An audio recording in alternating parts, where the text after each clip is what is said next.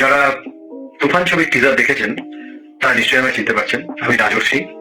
আমি তুফান ছবিতে সুলেমানের চরিত্রে অভিনয় করছি। তুফান ছবির টিজার রিলিজ হওয়ার পরে একটা কৌতূহল প্রত্যেক মানুষের মধ্যে লক্ষ্য করছি। বিভিন্ন নিউজ পোর্টালে দেখছি, ইউটিউবারদের মধ্যে দেখছি, ব্লগারদের মধ্যে দেখছি যে তুফান ছবির ভিলেন কে। তুফান ছবির হিরো বা নায়ক তো সবাই মোটামুটি শিওর হয়ে গেছেন, নিশ্চিত হয়ে গেছেন যে one and only Shakib Khan. তাহলে ভিলেন কে?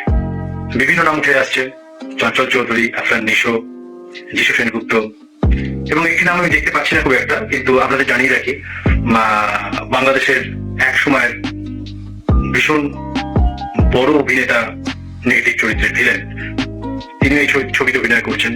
মিশা সওদাগর তিনিও আছেন। তো ভিলেন কি, এই বিষয়টা যেহেতু প্রকাশ করা হয়নি এখনো, সেহেতু সবার মধ্যে কৌতূহলের বারুদ দিন দিন চলছে এবং তাদের বক্তব্য সেটা বুঝতে পারছি। তুফান ছবির অন্যতম হিরো বা নায়ক অবশ্যই শাকিব খান, কিন্তু শাকিব খান ছাড়াও যদি আমি বলি নায়ক আছে, তাহলে কি আপনারা চমকে যাবেন? শুনুন তাহলে একটু আলোচনা করে দিই। তুফান ছবিতে যদি আপনি ভিলেন বলেন, প্রধান ভিলেন তিনি হচ্ছেন সূর্য মহাশয়। কোন সূর্য মহাশয়? যিনি আকাশ থাকে। তুফান ছবি শুরু হয়েছে 16 তারিখের এপ্রিল মাসে, এখনো ছবি চলছে, এবং 16ই এপ্রিল কলকাতায় ওই সময় সূর্যের তাপমাত্রা ছিল 42 থেকে 45 ডিগ্রি সেন্টিগ্রেড, এবং সেই তাপমাত্রা মাত্র 3-4 দিন বৃষ্টি হওয়ার জন্য কমলেও সেই তাপমাত্রা কিন্তু কন্টিনিউ করছে, এবং এখনো তাপমাত্রা সেই পর্যায়েতেই আছে। শুটিং চলছে, সকাল 9টায় কল টাইম, সারাদিন দুপুরে প্রচন্ড প্রখর রৌদ্রে আমরা শুটিং করছি। তারপরে সন্ধ্যের পরে আমরা আবার শুটিং করছি।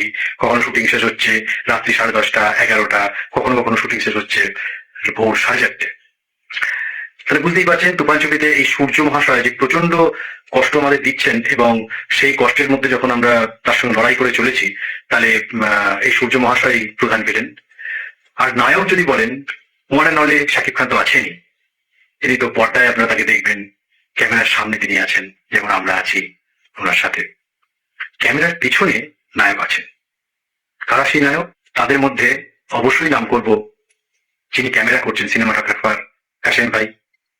আর অবশ্যই প্রধান নায়ক চরিত্র যদি বলা হয় ক্যামেরার পেছনে, ডিরেক্টর রায়হান রাফি এবং তার টিম। ওই 42 থেকে 45 ডিগ্রি সেন্টিগ্রেড উষ্ণতায় খোলা আকাশের নিচে সূর্যের তপ্ত উষ্ণতার মধ্যে বসে আছেন উনি। উপরে শুধু একটা নীল রঙের কভার দেওয়া আছে। চারদিকে ওনার সুবিধার জন্য যদিও রাখা হয়েছে 3-4টি এয়ার কুলার, 2টি স্ট্যান্ড ফ্যান, কিন্তু তার গরম হাওয়ায় কোনো উপকারই দিচ্ছে না। কারণ এয়ার কুলার 1 থেকে 1.5 ঘন্টা আপনাকে উপকার দেবে, একটু স্বস্তি দেবে, কিন্তু তারপর সেই গরম হাওয়াই আপনাকে কষ্ট দেবে।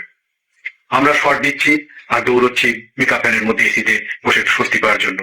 কিন্তু রায়ান রফি স্যার এবং তার টিম, অর্থাৎ ডাইরেক্টোরিয়াল টিম এবং ক্যামেরা টিম কাসেম ভাইয়ের সঙ্গে, তারা সকাল 9টা, 9:30, 10টা থেকে শুরু করে কন্টিনিউ কাজ করে চলেছেন। সুতরাং ইনাদেরও আপনারা নায়ক বলতে পারেন। সাকিব ভাই যেমন ক্যামেরার সামনে নায়ক, ইনারা ক্যামেরার পিছনে নায়ক। যাই হোক, 17ই জুন ছবিটি রিলিজ করছে কলকাতা, মানে পশ্চিমবঙ্গে এবং বাংলাদেশে। আপনারা অবশ্যই দেখবেন, আপনাদের ভীষণ ভালো লাগবে। আমি রিলিজ হওয়ার মধ্যে মাঝে মাঝেই আসবো এবং আপনাদের সঙ্গে কথা বলবো এবং শুটিং এর বিভিন্ন ঘটনা নিয়ে আলোচনা করব। আপনাদের ভালো লাগবে সেসব জিনিস। আপনাদের কাছে শেয়ার করতে পারলে আমার